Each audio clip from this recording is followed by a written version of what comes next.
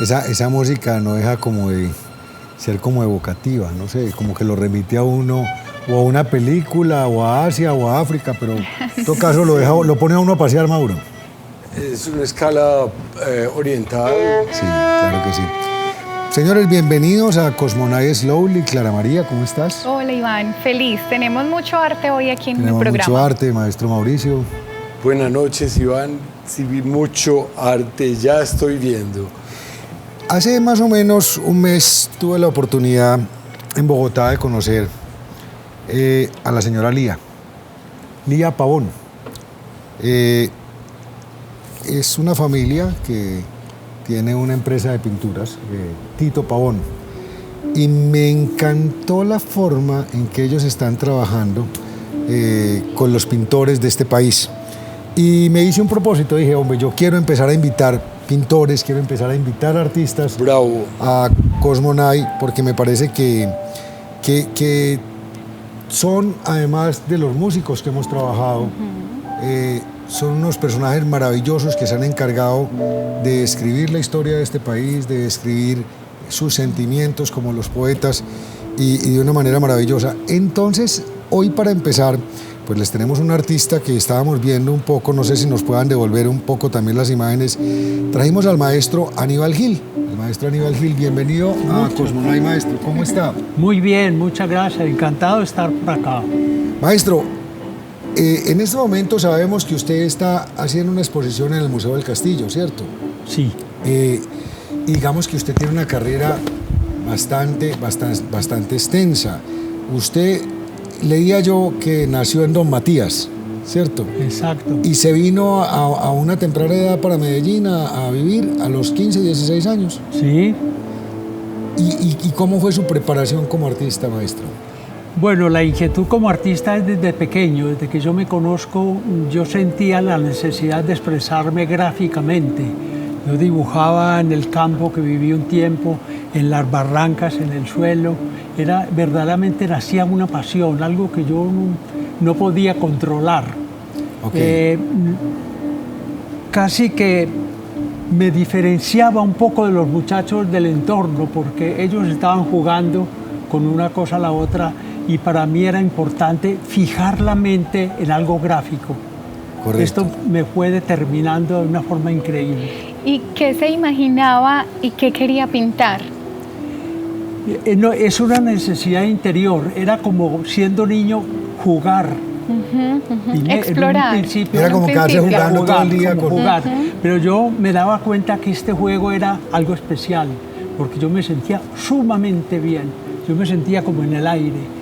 Entonces era una cosa deliciosa. Bueno, pero digamos que esa es la etapa de niño. ¿Y cuándo entiende usted, maestro, que esto ya no es solamente un juego, sino que es una vocación de vida? ¿Cuándo toma la decisión de...? Porque yo sé que usted estuvo en Europa estudiando pues en Florencia, ¿no? Sí, sí.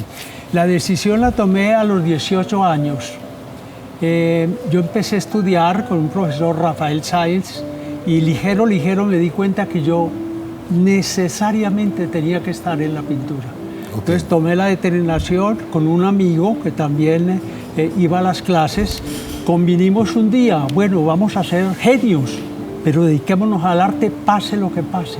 Con toda la valentía que eso requiere. Absolutamente. Yo dije, si me muero de hambre, me muero, pero me muero feliz. Qué y tomé esa determinación hasta el día de hoy. Maestro, ¿y entonces se fue para Italia? ¿O cómo se gestó eso? Mis padres entendieron que lo mío era el arte y me apoyaron bastante. En aquella época era más fácil viajar a Europa. La parte monetaria, el dólar estaba prácticamente a la par. Había dificultades con el transporte porque viajar a Italia era 25 días en barco. Claro. Era una aventura. Por supuesto. Pero yo me iba a estar 4 años, era el proyecto. Tenía que estarme 4 años porque de otra manera perder tiempo en Italia, ¿no? Entonces llevé una vida ya muy austera para prolongar mi estadía todo lo que más pudiera. Y le hago una pregunta. Usted se fue directamente a vivir a Florencia, que es como decir, es como ir al paraíso de los pintores, ¿no? Sí. Pero la formación que usted tuvo en Florencia fue académica o sea, ¿Fue a alguna universidad a pintar con alguien? Sí, me matriculé en una academia, la Academia de Florencia, con el ánimo de estudiar las técnicas pictóricas, el fresco, el estuco, el temple, todo lo que tenía que ver con el muro. A mí me atraía mucho el muro porque veía en Pedronel, ya él iniciaba una serie de murales y eso me atraía profundamente. Y oyéndolo hablar de Florencia fue que me entusiasmé con este viaje, ¿no? Pero básicamente allá el meollo del asunto son los museos. Aprender. Son los museos. ¿Sí? Es Rembrandt. poder mirar los museos, entender la historia, ese desenvolvimiento de la historia, eso era fundamental. Claro, es como en ese entonces, que no existía el internet y que no había tanto acceso, era poder ver de primera mano la aplicación de los colores. Era que en aquel entonces no había libros. Había libros en blanco y negro, muy limitado todo. Entonces, llegar a un museo era una revelación, era algo extraordinario. Bueno, ¿y qué maestro lo conmovió? ¿Cuál de los pintores? Porque es que ahí usted tenía para escoger Botticelli, Rafael, Leonardo, todos los pintores italianos, los españoles, los franceses. Sí, eso es sumamente amplio todo, pero a mí me impactó Miguel Ángel. Miguel Ángel para mí es algo extraordinario, sobre todo el dibujo de Miguel Ángel, su escultura. Esto para mí fue algo muy importante. Claro que hay otros pintores, por ejemplo en Florencia, Masaccio, que es un muralista muy importante en el Renacimiento, Piero de la Francesca, que son pintores que abrieron un concepto de espacio y del ser humano importantísimo dentro del Renacimiento.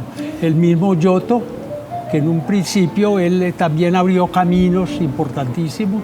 Claro. Esto fue para mí muy importante. Entonces, maestro, ¿usted aprende allá y después se regresa para Colombia? Sí, yo estuve 4 años allá, viajé bastante por Europa, conociendo todos los museos. Inclusive tuve la oportunidad de ir al Medio Oriente, Egipto, Grecia, Turquía, también Siria, hay una Turquía, una porque toda esa parte histórica es muy importante, la estatuaria egipcia, en Grecia, eso era muy importante, pude recorrerlo bien. Después regresé a Colombia y aquí me llamaron un poco a que participar en la docencia. Entonces entré a Artes Plásticas y a la Universidad Nacional en Arquitectura para enseñar dibujo y teoría del color. Entonces alternaba un poco de enseñanza con mi trabajo personal. Correcto. Y digamos, ¿qué estilo escogió usted, maestro? ¿O usted ha pasado por muchos estilos? ¿O cómo definiría su estilo? A mí me influenció un poco el cubismo, porque fui a París y allá conocí la obra de Picasso. Tuve la oportunidad de ver una gran exposición de Picasso. Entonces, esto me conmovió bastante, porque Picasso tiene mucho que ver con la estructura en la pintura. Él es, a través de su trabajo, se siente mucho la estructura interior de la pintura. Además, pues, que Picasso fue un pintor, digamos, que pasó por muchos estilos. Claro, que demostró que podía pintar en todos los estilos y en todos hacerlo muy bien. Exacto. Entonces me influenció mucho, tomé mucho del cubismo. En Francia había visto varios pintores cubistas, y al llegar aquí, pues fui creando a través de lo antioqueño, digamos así, de lo colombiano, volver a las raíces. Hubo como una simbiosis. Lo que había visto en Europa. Tropicalizaste. Exacto. Claro. Sí, necesitaba, porque es muy importante las raíces en el arte. Y el maestro, a sus alumnos, ¿qué cree que es lo que más se le debe desarrollar? ¿El trabajo de su imaginación o la cuestión técnica propiamente de Mira, la hay pintura? un aspecto muy importante en el arte, que es el estudio de la naturaleza. Poder estudiar la naturaleza en todas sus dimensiones. Es que ahí está la clave. Es el espacio, el aire, el sol, la luz, los animales, las proporciones del ser humano. Todo esto es muy importante y se ha descuidado mucho. Yo hago mucho énfasis en que el pintor debe compenetrarse con la naturaleza. Una vez que la entienda, pues que vuele solo, ¿no? Perfecto. Y se ha descuidado mucho en la música también, maestro. Eso es en general. La estructura es una base. Permítame, le cuento, en la música, yo insisto tanto a las personas con que logro hablar, hombre, hay que trabajar la estructura para que la música no se derrumbe. Igual con la pintura, la forma y proporción, pero el maestro Claro, es usted. claro, pues Pero sí. en la música, porque ¿sabe qué pasa en la música? Las cosas que no tienen estructura se olvidan. Se desintegra eso. Vulnerable. Sí. No tienen perennidad. Eso. Maestro, usted está haciendo una exposición ahora en el Castillo. Háblenos un poco de su exposición.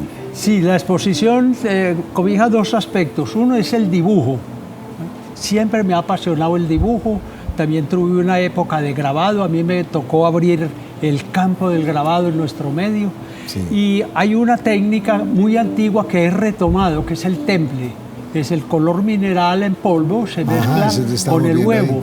Con Se ve como un craquelado también. Como... la clara de huevo, y con esta emulsión se va pintando pincelada por pincelada, se van sobreponiendo, consiguiendo unas texturas muy originales que tiene el temple.